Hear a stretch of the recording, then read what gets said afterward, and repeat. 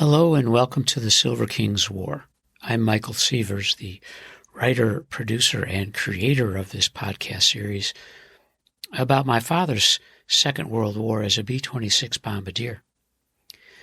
Today we are in the third play, Serviceman, and the first act, called Brussels, and this is Scene 2, titled 77 Points. And it begins with Michael, the narrator, who is Stanley's son. The Army Air Corps operations continued throughout the spring and summer.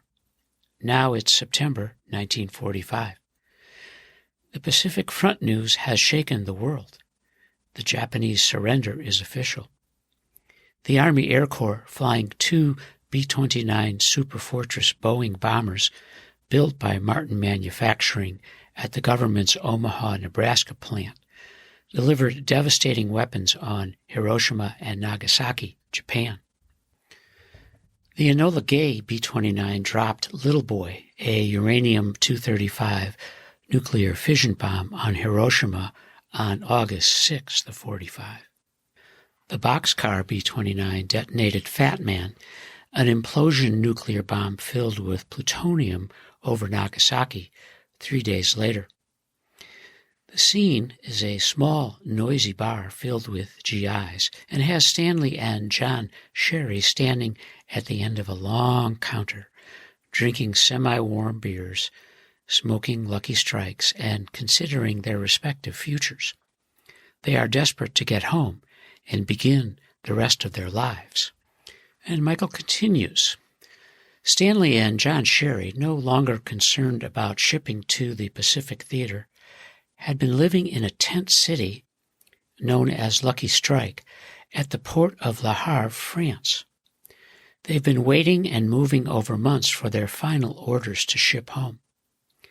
These 125 days, filled with nothing beyond wondering what the future holds, have these warriors on edge. VE Day was May 8th. 4 months later, in late September of 45, and now at Le Banque, France, many men are stuck in Europe, lonely and without mail as they shuffle through parking landscapes for Allied forces. The United States Army's incompetence convinces Stanley that his idea for a military career is over. It was, for him, no longer this man's army. The difficult truth for these men is that those without the service points to ship home will remain in Europe with the American Army of Occupation. The cut line is 75 points. The Silver King has 77. He will go home. Michael reads from a September 19th, 1945 letter that his father wrote from France.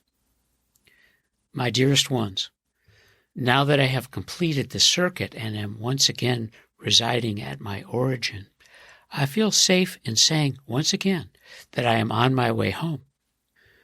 I am leaving tomorrow by train to Antwerp, where I hope this time I shall board a ship. They have assured me that it's the real thing this time.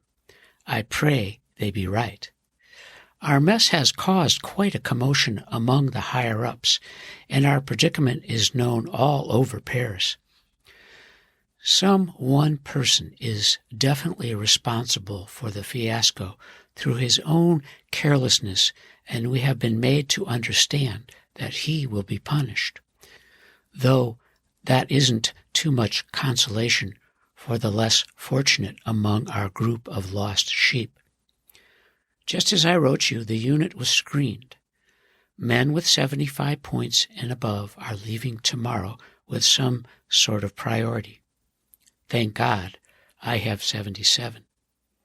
As yet, nothing has been said what will happen to the others, though the general opinion is they will return to Germany for occupation. It is indeed a low blow to them. For instance, one of the boys from Birmingham, with whom I had become good friends, only has 53 points. He is worried and has a baby whom he has never seen. I really feel sorry for him. He's been a swell companion, and I had looked forward to traveling with him. He is Jake Ziegler. Perhaps you know his father of Ziegler's Sausage. If all goes well, I should be in New York about the second week of October. This is purely a guess, so don't go rushing to New York. I might not even get into the city. Stay home, and I'll call you from the first phone I find and let you know all the details. I pray you're both well and happy. God forbid that anything has happened and you couldn't get in touch with me. I've been fine and only thinking how grand it will be to be at home and a civilian. Give my regards and love to Ida. I love and miss you, Stan. As the lights go up on this September scene, our hero, the king, and his best war buddy, JJ Sherry, are angry. And Stan begins, JJ, I am done with this man's army. The incompetence defies description. It's bizarre and so unfair. And JJ to the king, I get it, King. We've done our jobs. And I'm definitely not career military material either. My family would never approve an army idea. I miss them so much. It's impossible to imagine being away from them ever again. And the king, I understand your feelings, JJ. I miss my folks and sister Leona. I've never seen her kids and hope they inspire me to have a family. I've been thinking about them in the States and Chicago and a possibly different life. And JJ, looking inquiringly at the king, what's on your mind, King? And our hero, I've been thinking about my Thanksgiving week trip. I've never told you about it. My orders upon return to the unit were to never talk about it with anyone. Now I can. Our war's over. JJ responds, Damn, King, you must have worked hard to keep that week a secret. We're in September. It's almost a year ago. And the Silver King, bemused a bit. I did. It was amazing, almost a dream sequence. You remember when Glenn Martin toured the Shreveport Depot? Sherry, of course. That was an amazing encounter. How it happened remained a mystery to every guy on the tarmac. What's the story? And the Silver King, well, after our cruise conversation with Mr. Martin, the CO ordered me to a meeting. I was certain it was a second chewing out for my mother's telephone call to him. No, I walk in and he tells me that Glenn L. Martin was impressed by our conversation, and he spoke with General Arnold about a future trip. That trip turned out to be my instructions later that year to fly to Baltimore during the Thanksgiving week for meetings at Martin Manufacturing. My orders were to fly to London and catch an Air Corps transport flight to Washington, and then ride a train to Baltimore. Mr. Martin's staff had arranged for me to stay at the Belvedere Hotel and managed all my travel requirements to the Middle River facilities and throughout Baltimore. And Sherry, my God, King, you and Glenn Martin? That is amazing. It seems so improbable. I agree, JJ. It was. Yes, and his mother, Minta, and the lead B-26 designer, Peyton Magruder, were part of that week.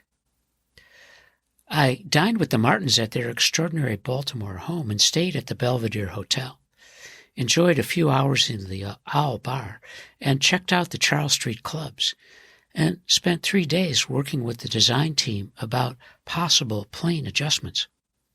It was the most interesting week of my life, and even now it seems a remarkable adventure. Sherry, simply amazed, asks, "And then what happened?"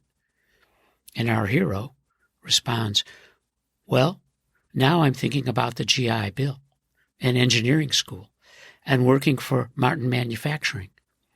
I want to finish my education and design airplanes. When I get to Chicago and settle into my early post-war life, I'm going to call Glenn Martin.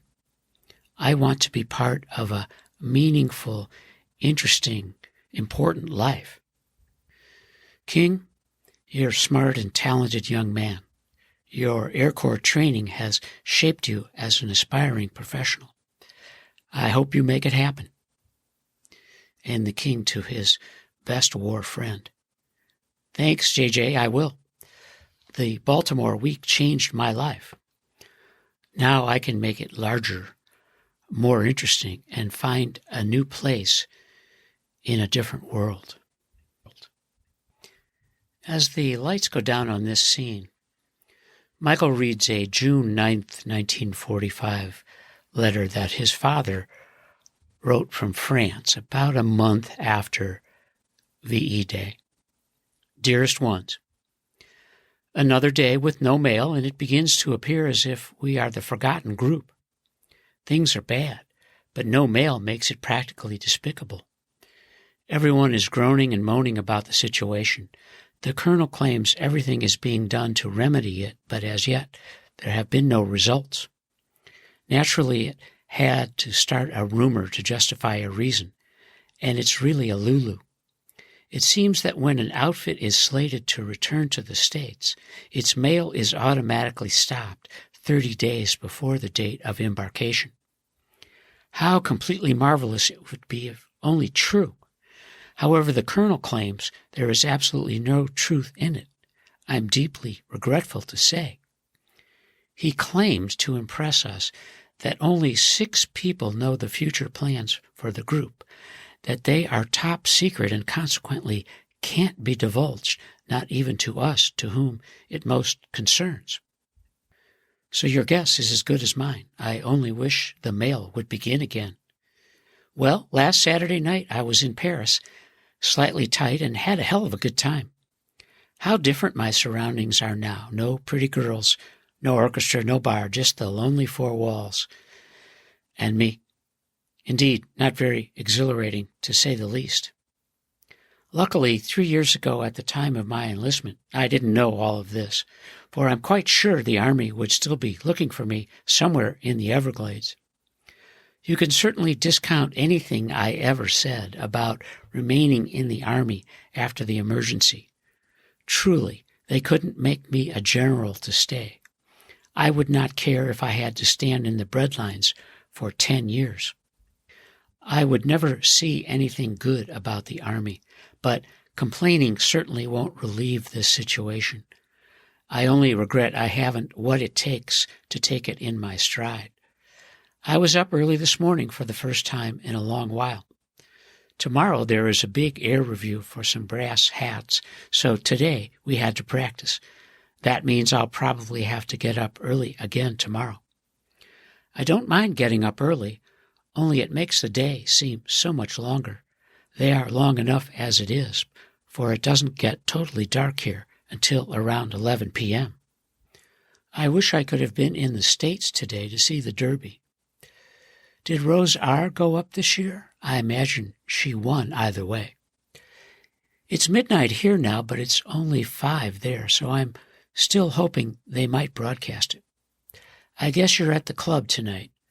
Wouldn't it be nice all of us were sitting around a table having lots of fun? There isn't any news, so I'll confine my jabbering until a later day. Other than being terribly homesick, I'm fine and thinking of you constantly, hoping you're well. Love to Ida. Tell her I'm sorry I can't make it for breakfast tomorrow, but that I'll dream of those hot biscuits. I love and miss you, Stan. As the lights go down on this scene, we have reached the end of Scene 2, entitled 77 Points, and this is the play Serviceman. And you are listening to the Silver Kings War.